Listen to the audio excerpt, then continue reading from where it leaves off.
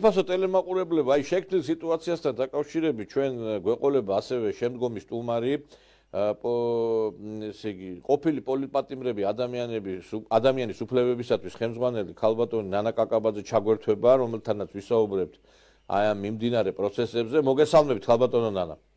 მოგესალმებით, მიესალმებით თქვენს მაყურებელს. ანუ ჩვენ გადაცემაში განვიხილავთ იმ სიტუაციას, რაც გუშინ განვითარდა. ფაქტობრივად, ქართული ოცნების დეპუტატებმა გააშიშვლეს იც ზონდერ ფაშისტური სექტის ის დეპუტატები, რომლებიც საქართველოს პარლამენტში მოკალათებული არიან და პოლიტიკური განცხადებების მაგივრად ჩვენ კარგად ვიცით რა ობსტრუქციებს აწყობენ ეს ხალხი. ჩვენ ვიდეო რგოლიც ვაჩვენეთ, როგორ აგინებენ ეს დეპუტატები კაცებს, მერე გოგირდი რომ დაასხა მამულაშვილმა ერთხელ, როგორ ესე იგი იგინებიან ყველას რუსეთის აგენტებად რაცხავენ და ამაზე სამწუხაროდ ბოდიშებს არავინ არ იხდის. და მე არ ვიცი ახლა მე მიმძიმს ახლა ქალზე საერთოდ არ უნდა ილაპარაკო, მაგრამ ახლა ბერაიან ფაქტობრივად ბოზობაში დაადანაშაულა ეს ნაცები, იმიტომ რომ იქო ენითო აკუბარდია რასაკეთებსო, იქო აშვერილიაო, ისაო, ხო და ახლა მე ყველას თავის პირადი ცხოვრება აქვს, მაგრამ ახლა სახელმწიფო ფული თუ ეგენი სტრასბურგში დადიან და რაღაცა უზნეო ცხოვრებას ეწევიან, არ ვიცი, მაგრამ ფაქტი ის არის, რომ აი ვიღაცას გონია რომ ქალი რო ხარ ინდულგენცია შენ უნდა იგინო აფურთხო შეურაცხყოფა აყენო შენს კოლეგებს რუსეთის აგენტობაში დაადანაშაულო გოგირდი დაასხა უკანას ესე იგი იმას რა ვიცი აი მთელი კოლაჟი ქონა დღეს და თქვენ აი თქვენს ქალბატონი ქალი პოლიტიკოსი ბზანდებით ადამიანის უფლება და დამცველი აი როგორ შეაფასებდით აი ამ ვითარებას რომ აი რაც ხდება დღეს საქართველოს პარლამენტში ესე იგი ნაცებმა კაცებმა გადაიწიეს უკან და ქალები შემოუშვეს პირველ წინა პლანზე რა ესეთი შთაბეჭდილება მექნება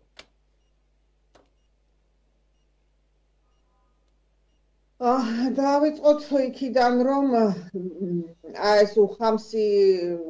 გამონათქვამები ლანძღვაგინება შეურაცხყოფა, რომელიც ფაქტიურად ნაციონალურმა მოძრაობამ დაამკვიდრა ამ ქვეყანაში და რატომღაც წინა ხაზზე გამოუშვეს ქალბატონები, ვინაიდან ესე იგი კაცების მხრიდან ესეთი შეურაცხყოფელი სიტყვები კიდევ უფრო ესე ვთქვათ მძაფრად შეფასდებოდა ალბათ თავის დროზე და ამ ქალების ესე იგი ჩართულობით ამ სიბილწეში ქალების ჩართულობით ნელ-ნელა საზოგადოება შეაჩვიეს იმას, რომ პოლიტიკოსებმა თურმე შეიძლება ილაპარაკონ ამენი. ჯერ ერთი თავი რომ დავანებოთ იმას, რომ ეს არც ქართულ კულტურაში ზის, არც პოლიტიკაში ზის, ესეთი სიბინძურეები, რასაც ისინი წარმოთქვამენ და თან ამას აკეთებენ პარლამენტის დარბაზში, პარლამენტში, რომელიც საზოგადოების საკუთრებაა და არა მათი პირადი სივრცე და მათი საკუთრება, თუ გახსოვთ იგივე წულუკიანის გამოსვლის დროს მათ რაღაცა შემზარავი წარწერით საზიზღრესი გამონათქვამები, ბანერიც კი გაშალეს იქ, რომ ამითი შეურაცხყოფა მიეყენებინათ თვითონ ქალბატონი თიასთვის, რა თქმა უნდა უპირველეს ყოვლისა საკუთარ თავს, საკუთარ ოჯახებს მიაყენეს ის შეურაცხყოფა, მაგრამ ამის გარდა ეს არის შეურაცხყოფილი ქართველი ხალხი, ვინაიდან ეს არის პარლამენტის შენობა, ეს არის ხალხის საკუთრება, ეს არის ის, რაც ხალხმა ფული გადაიხადა იმაში, რომ ეს იყოს კანონშემოქმედებითი ორგანო და არა ლანძღვაგინებითი და ურთიერთშეურაცხყოფითი ორგანო. ამისთვის არავინს არ გადაუხდია მაშინ თანხები და რაც არა ხელფას ესენი იღებენ კანონშემოქმედებით საქმიანობაში და არა ბილსიტყვაობაში. თუმცა პრაქტიკა მაჩვენა, რომ სწორედ ეს მაგინებელი ქალები იქნებიან თუ კაცები ოპოზიციიდან კანონშემოქმედებით მუშაობაში, იგივე ბიუჯეტის მიღებაში და ყველაზე მნიშვნელოვან საკითხებში საერთოდ არ ღებულობენ მონაწილეობას, ან თუ ღებულობენ ძალიან მიზერულად და ძირითადად არიან გადასული აი ბილსიტყვაობაზე, შეურაცხყოფაზე, ლანძღვაგინებაზე, რაც იმას მიუთითებს, რომ მათ არგუმენტები არ გააჩნიათ ერთის მხრივ. არანაირი არგუმენტები არ გააჩნიათ და ამიტომ ამის გადასაფარად ახდენენ აი ამ უცენზურო სიტყვების წამოროშვას პარლამენტში, მაგრამ და პარლამენტს გარეთ თუგნებავს და დეპუტატი ქვია და მანდატი აქვს ხალხის ნდობით არის აღჭურვილი ხალხის ფულს იღებს და აი ასეთ რაღაცას ბედავს აქიდან ენას აბინძურებს, ენას ამახინჯებს, შეურაცხყოფას აყენებს ქართულ ენას, ქართულ პარლამენტს და საერთოდ ზოგადად საქართველოში პოლიტიკას აყენებენ ძალიან სერიოზულ ძიებას. თქვენ ეხლა მოისმინეთ მე აი ბოდიშები, რა სიმართლე გითხრათ. მე ჩემთვის მიუღებელი იყო ეს ბოდიშები, თუ იძახი, მაშინ უღაიძახი, თუ იძახი, თქვი ბოლომდე. ეხლა თუ ამხელი იმაში რომ ესე იქცევიან და ეხლა დედა არავის არ უგინებია საქართველოს ოცნების დეპუტატს, მაგრამ იყო მკაც ფორმებში ნათქვამი და ესეც ჩემთვის მიუღებელია სიმართლე რო გითხრა, მაგრამ იქ კიდე მარია ზახაროვაზე რო გაკეთდა, ეხლა ხო უნდა მიხვდე ადამიანმა, ეხლა მე არც მარია ზახაროვას ადვოკატი ვარ, მაგრამ ეხლა რუსულ-ქართულ ურთიერთობებში ხელისშემშლელი იქნება ესეც, იმიტომ რომ ეხლა საგარეო საქმეთა სამინისტროს ერთ-ერთი ხელმძღვანელია. აი ესენიც რაღაცა ბოლომდე ვერ იმაშვებიან, რაღაცა რაც საჭიროა, აი ვერ იძახიან ისე როგორც საჭიროა. ნუ ახლა ვერ იძახიან, როდესაც ხელისუფლებაში ხარ, სხვა პასუხისგებლობა გაქვს და შენი ყოველი სიტყვა უნდა იყოს გათვლილი შენი ქვეყნის ინტერესების ყველა მიმართულებით, ანუ ყველა ქვეყანაზე, რომელიც იცი, რომ დაინტერესდება შენით და უბრალოდ დაინტერესებულია შენით, შენი ყველა გამონათქვამით და ბუნებრივია, როდესაც ხელისუფლება ამბობს რაიმეს კონკრეტულად რაიმე წინადადებას თუნდაც უნდა ითვალისწინებდეს იმას, რომ მას უსმენს არა მხოლოდ საქართველოს აქედან გამომდინარე ქალბატონი ნანა რო ვიძახი ხა ზახაროვაზე, ეხლა ანი წითლიძეზე რო ლაპარაკობ, იქ ზახაროვა არ უნდა გარიო, მე მგონი. ჩავიცი მე ესე ფიქრობ. რა თქმა უნდა, ეს არ უნდა გარიო და მით უმეტეს მაშინ, როდესაც ჩვენ ვცდილობთ, რომ ახალ რეალობაში შევიდეთ, ახალ პოლიტიკაში დაუმკვიდრდეს საქართველოს, ნახოს თავისი ადგილი და იცი, რომ შენ ხარ დამოკიდებული ყველაზე დიდ მოთამაშეებთან ახალი წესრიგის დროს, ხო? და აი ეს აუცილებლად უნდა იქნეს გათვალისწინებული და აუცილებლად უნდა იქნეს ანგარიშგაწეული, სხვანაირად ჩვენ ვერაფერს ვერ გავაკეთებთ. ეხლა თუ მუდმივად ვიძახებთ ჩვენ იმას, რაც არის რეალობა, რა თქმა უნდა, რომ რუსეთი ოკუპანტია, რა რომერე ოკუპანტი რო არის, ამითი რა ემატება ჩვენ ტერიტორიებს, ერთი გოჯი მიწა მიემატა თუ რა მიემატა და ჩვენ უნდა ვიფიქროთ იმ პოლიტიკაზე, იმ გამონათქვამებზე, იმ სტანდარტებზე, რომელიც ჩვენ რაღაცას შეგვმატებს, ეს იქნება ტერიტორიული მთლიანობის თვალსაზრისით თუ სხვა პოლიტიკური მიმართულებებით. ამაზე უნდა ვიფიქროთ და აქედან გამომდინარე უნდა ვაკეთოთ განცხადებებით, შეფასებებით და ასე შემდეგ და არა ის რომ ჩავიხვიოთ და უაზროთ ვიძახოთ რომ რაღაც წინადადებები, რომელიც არაფერზე არ არის გათვლილი და არაფერი სიკეთის მომტანი არ არის ქვეყნისთვის. აი თქვენი აზრით, აი როდის გამოვა ქართული ოცნება, ჩვენ ვიცით რომ ნუ გასაგები ხელისუფლება ყველაფერს ვერ იტყვის, დაწოლა მოდის დასავლეთიდან, ის ბოდიშებიც მე ვფიქრობ, რომელიც მოიხადეს ამ დეპუტატებმა, ქალბატონების მიმართ, ეგეთ დაწოლის შედეგი მგონია უფრო და არა ისეთი ბოდიშები და აი ეს კლიშე რაღაც მუდმივად აშანტაჟებენ ხელისუფლებას, აი თუ რაღაცას ოდნავ გადადგამს და რუსეთის აგენტი ხარ, ეხა ბოლო-ბოლო აი დავითაშვილზე რო ატეხეს ამბავი ვახშამზე, თურმე პუტინის გვერდზე იდგა და იმ ჰაერს უნთქავდა, რომელ ჰაერსაც უნთქავდა პუტინი. აი ამის ანეკდოტურ სიტუაციამდე მივიდა, აი რატო არ გამოდიან, რომ ხალხი, მოსახლეობა პირიქით ითხოვს, რომ რუსულ-ქართული ურთიერთობების გაღრმავებას და ამ ერთი მუჭა ნაძირლების, ხროვის, აი ამ გარკვეულ შანტაჟს ხო როდემდე უნდა იყოს აი ეს წამოგებული ხელისუფლება, რომ ვაიმე არ დამაბრალონ კრემლის აგენტობა, ვაიმე არ დამაბრალონ რუსეთს. აი ეს როდის უნდა დასრულდეს? თქვენ ატყობთ აი ამ დასასრულის დასაწყისს? დიახ, მე ვფიქრობ, რომ ეს მეტნაკლებად დასრულდება მას შემდეგ, რაც ჩვენ ქვეყანაში დამთავრდება არჩევნები, ანუ გულისხმობ 2024 წლის საპარლამენტო არჩევნებს, რაც ამერიკის შეერთებულ შტატებში დამთავრდება საპრეზიდენტო არჩევნები, ასევე 2024 წელს და ასევე ევროკავშირში, ევროპარლამენტში დასრულდება არჩევნები და ეს სამი არჩევნები შეცვლის იმ რეალობას, რომელიც დღეს არის მსოფლიოში და ნუ გულისხმობ უფრო ამერიკის პრეზიდენტისა და ევროპარლამენტის არჩევნებს, მაგრამ ნუ ჩვენი ქვეყნისთვის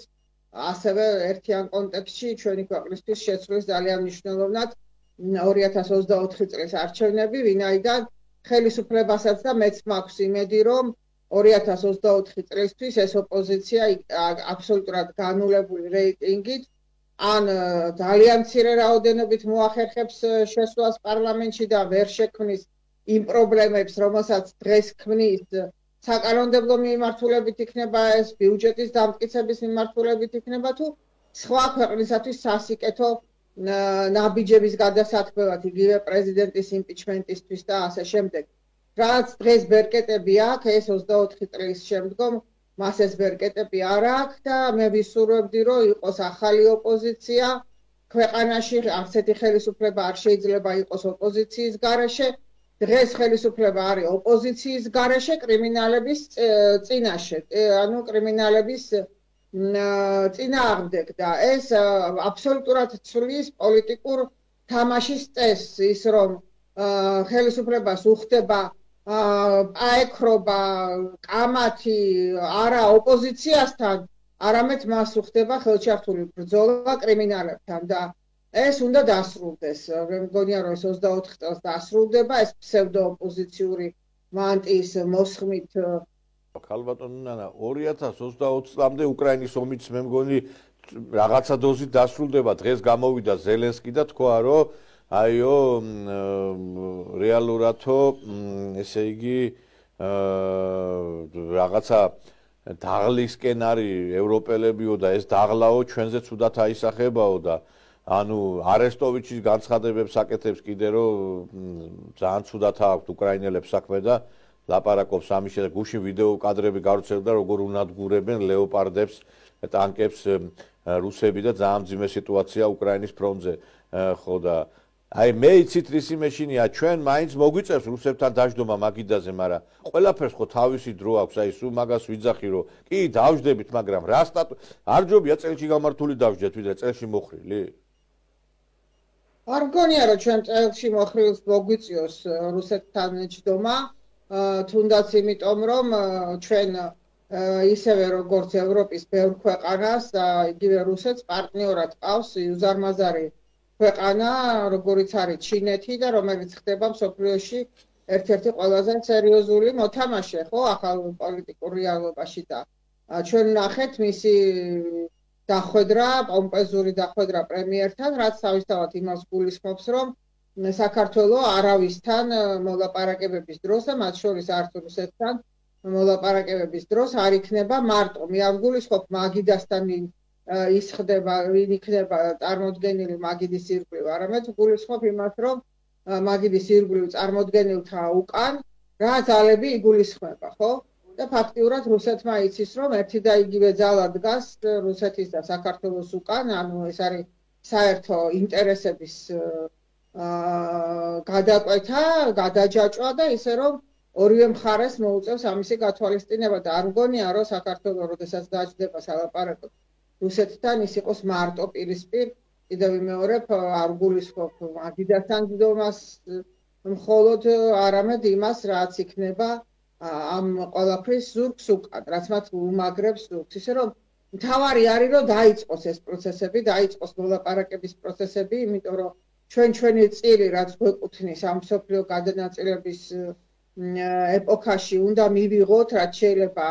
მეტი, ანუ ჩვენი პოლიტიკური ნაბიჯები იქითკენ უნდა იყოს იმაზე უნდა იყოს გათვლილი, რომ რაც შეიძლება მეტი მოვასწროთ და მეტი მივიღოთ, იმიტომ რომ ესეთი გადანაწილება შეიძლება 100 წელიც არ იყოს, მინიმუმ 50 წელი ეს მსგავსი რა მსოფლიოს აღარ ელოდება, ამიტომ ჩვენ ესეთი გრძელვადიანი პერსპექტივისთვის, პოლიტიკური პერსპექტივისთვის უნდა ვიყოთ მზად და არ უნდა ვიყოთ ჩამოჩანჩალის როლში და აი მე ვფიქრობ რომ აი ამას დღევანდელი ხელისუფლება ყველაზე მეტად აცნობიერებს ვინდრე ყველა დანარჩენი რომელიც აქამდე ყოფილა საქართველოს ხელისუფლებაში და ეს მაძლევს იმის იმედს რომ ჩვენ როგორც მოლაპარაკებების დროს შევძლებთ რომ ჩვენი მივიღოთ ჩვენი დამსახურებული მივიღოთ ასევე ჩვენი გეოპოლიტიკური მდებარეობით და იმითი რაც უფლისგან აქვს ქვეყანას შევძლებთ რომ ვიყოთ ერთ-ერთი მოწინავე ქვეყანა მსოფლიოში და ამის შანსი და შესაძლებლობა ჩვენ გვეძლევა. ჩვენ ყოველთვის ვიყავით ამ ესე იგი საჩუქრით და ამ ჯილდოთი უფლისგან ნაბოძები ჯილდოთი დაჯილდოვებული, მაგრამ ჩვენ ამას ვერასოდეს ვერ ვიყენებდით, იმიტომ რომ ჩვენს წინააღმდეგ მუშაობდა უზარმაზარი ძალა. ეს ძალა დღეს, რომელიც ეს ბოროტი ძალა შეიძლება ითქვას, რომელიც დღეს უკვე რომლის დაისიც არის ძალიან მალე და ჩანს ეს უკვე ჰორიზონტზე რომ ისი დაისი მოახლოებულია, აქედან გამომდინარე მე ვფიქრობ, რომ როგორც სუსტდება ეს ბოროტება, ასევე ძლიერდება სიკეთე, სიმართლე და ანუ ესმის რომ აბსოლუტურად დადებითი სახელმწიფო არ არსებობს და არ არსებობს ესეთი ხელისუფლებას, რომლის მიმართაც იყოს აბსოლუტური ნდობა და პატივისცემა და სიყვარული და ისიც მთლიანად იყოს გადადებული ქვეყანაზე, რომელიმე ქვეყანის ხელისუფლებას გულისხმობდა, არა მარტო საქართველოსი. მაგრამ ის რომ შედარებითი ანალიზი გაკეთდეს და ითქვას ის რომ დღევანდელი ხელისუფლება უკეთესია ვიდრე წინამორბედები, ეს ნამდვილად ასეა. თუმცა რასაც თქვენ ბრძანებთ და გეთანხმებით, ყველა ხელისუფლებას აქვს თავისი მინუსები და პლუსები, ამ ხელისუფლებასაც აქვს და ჩვენ იმიტომ არსებობთ საზოგადოება და განსაკუთრებით აქტიური საზოგადოება, აქტიური წარმომადგენლები საზოგადოებისა, რომ ეს ყოველდღიურად შევახსენოთ ხელისუფლებას. შევახსენოთ იმ შესაძლებლობების ფარგლებში, რაც არის მიღწევადი და არა უტოპიური. ჩვენ ახლა რაღაცა უტოპიური თუ მოვითხოვეთ ხელისუფლებისგან, ჩვენ თვითონ აღმოჩნდებით ბრიყვების როლში, ჩვენ უნდა მოვნახოთ ისეთი ოქროს შუალედი, რომელიც შესაძლებელია ხელისუფლებამ გადაჭრას და გააკეთოს ჩვენი რეკომენდაციებით იქნება თუ თავისი ესე ვთქვათ ნებით და აი ამაში უნდა შეუწყოთ ხელი. მხოლოდ და მხოლოდ უკეთესის მოლოდინში ვარ და ვფიქრობ, რომ მომავალი საქართველოსი იქნება გაცილებით უკეთესი, ვიდრე ის იყო ახლა. ხო, მაგრამ აი ხა მე მინდა ისევ შიდა პოლიტიკას დავუბრუნდე. ჩვენ ვხედავთ, რომ რაღაცა პატარა თუ გამოჩნდა სხივი ამ ჩვენ რუსულ-ქართულ ურთიერთობაში, ეს ნაცმოძრაობა ცდილობს, რომ დივერსიებით ხელი შეუშალოს ამ დაახლოებას. აი თუნდაც ავიღოთ უვიზო მიმოსვლა ფრენების ადგენა. პირველი თვითმფრინავი რო დაეშვა, ეს ხროვა გამოვიდა აეროპორტში შეძახილებით, რომ რუსკი ვაენი კარაბლ და რაღაცა ვითომ ხმელეთიდან შემოვა ეს რუსი თუ იმით შემოვა საჰაეროთ გზით რამე არის განსხვავება. და ამასთან ერთად ჩვენ ვხედავთ, რომ აი ეგერ როდესაც დელეგაცია იყო ჩინეთში, რამხელა ამბავი ატეხეს ამ დავითაშვილთან დაკავშირებით. ხომ არ ფიქრობთ, რომ აი ხა ეგენი პროვოკაციებს კიდე მოაწყობენ, ახლა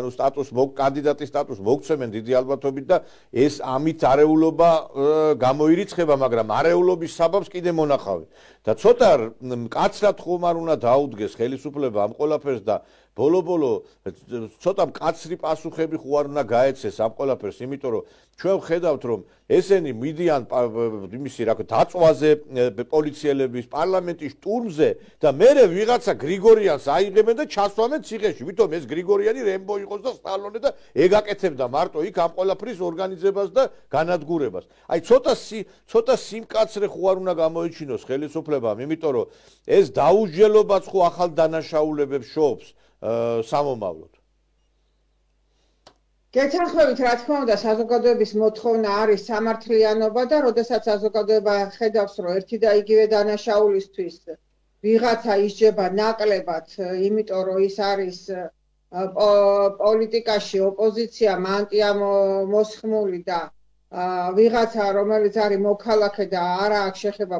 პოლიტიკასთან, ისჯება უმკაცრესად და მკაცრად. ხოლო მანტია მოსხმული, ოპოზიცია მანტია მოსხმული ძალიან მსუბუქად ეს რო გაღიზიანებას იწევს, ეს რა თქმა უნდა ესია და სამართლიანია საზოგადოების მოთხოვნაც. და მე ვფიქრობ, რომ ეს მოთხოვნა ადრე თუ გვიან უნდა დაუკმაყოფილდეს საზოგადოებას, თუნდაც იმიტომ, რომ ეს მოთხოვნა არის სამართლიანი. მაგრამ კიდევ ვიმეორებ, გააჩნია დროს და მომენტს და გააჩნია სიტუაციას. იმას, რასაც ბოლო 1 წელია, წელიწადნახევარია ეს ხელისუფლება აჟღერებს, თუნდაც დასავლეთის მიმართ ამას ის 2013, 14, 15, 16, 17, 18, 19 წლები ამას ვერ აჟღერებდა და ვერ რა ვიცი, მე მგონია რომ მხოლოდ რაღაც ბოლო წელიწადნახევარი 2 წელია ამას ახერხებს. ანუ ის რისი შესაძლებლობები ეძლევა კონკრეტულ შემთხვევაში და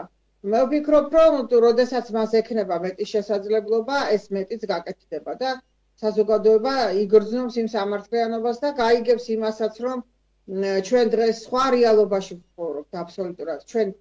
მართალია ქაღალდზე ვართ დამოუკიდებელი ქვეყანა და დამოუკიდებელი სახელმწიფო, მაგრამ რეალობაში რომ ამხელა ვეშაპების ორთაბრძოლაში პოლიტიკურ ვეშაპებს გულისხმობ, ჩვენ საერთოდ იქ წერტილათაც კი არ აღვიქვებებით და ჩვენი ნებისმიერი არასწორი ფიქრიც კი შეიძლება გახდეს ჩვენ გამოყენებული იქნას ჩვენს წინააღმდეგ. ნუ ამას უნდა ვაცნობიერებდეთ და ბევრი სიფრთხილე გვამართებს, ძალიან სერიოზული სიფრთხილე გვამართებს იმისათვის, რომ არ გადავიჩეხოთ, არ გადავჩეხოთ ქვეყანა. მე ვიმეორებ კიდევ, რომ მაქვს იმედი, რომ ეს დრო დადგება, რომ ამ ქვეყანაში სამართლიანობა იზეიმებს და ეს მოხდება იმ ფონზე, როდესაც მსოფლიოში დამარცხდება ბოროტება. სანამ ბოროტება ბოგინობს და სანამ ბოროტება არისო ქვების შეგროვების დრო და ქვების სროლის დრო და აი ხა ნელ-ნელა ჩვენ კენჭების სროლაზე გადავედით და იმედი არის, რომ თუ კი ჩვენ ამის შესაძლებლობა გვექნება, ჩვენ მაქსიმალურად მივაგებთ პასუხს. ყველა დამნაშავეს, ყველასთვის კანონი იქნება თანასწორი და ყველა კანონის წინაშე თანასწორად აგებს პასუხს. ისე რომ ეს დრო არც ისე შორს არის, სადაც ამდენი ხანი მოვითმინეთ, აგერ 32 წელია ქვეყანა დამოუკიდებელია, ყოველ შემთხვევაში ქაღალდზე დამოუკიდებელია და რეალობაში ჩვენ ეს ამქამდე ვერ განვახორციელებთ და ვითმენთ ამას და მე იმედი მაქვს, რომ ცოტა ხანს კიდევ მოვითმენთ და ვიზეიმებთ სულ ცოტა იმას, რომ ჩვენი ქვეყანა იქნება სამართლიანი და აი ესე გარედან დაკვეთით კრიმინალების გაუშვი, კრიმინალი გამოუშვი, რა ქვია, ამნისტია და მერე შეწყალება და ასე შემდეგ, ამას ვეღარავი ვეღარ გვიკარნახებს. მიიღეს კანონი და არ მიიღო ის კანონი და შემდაყრუზე იცეკვე და კონსტიტუცია თავზე გადაიხიე და რასაც მე რაღაც დაყუჭულ ქაღალდზე დაგიწერის შეასრულე და ასეთ რაღაცებს ვეღარ გაგვიბედავენ რა მე ძალიან წამს მომავლის და ამას ველოდები. დიდი მადლობა ქალბატონო, დიდი მადლობა ჩართვისთვის. დაგემშვიდობებით ამით ქალბატონი ნანა კაკაბაძე იყო ჩვენი გადაცემის სტუმარი.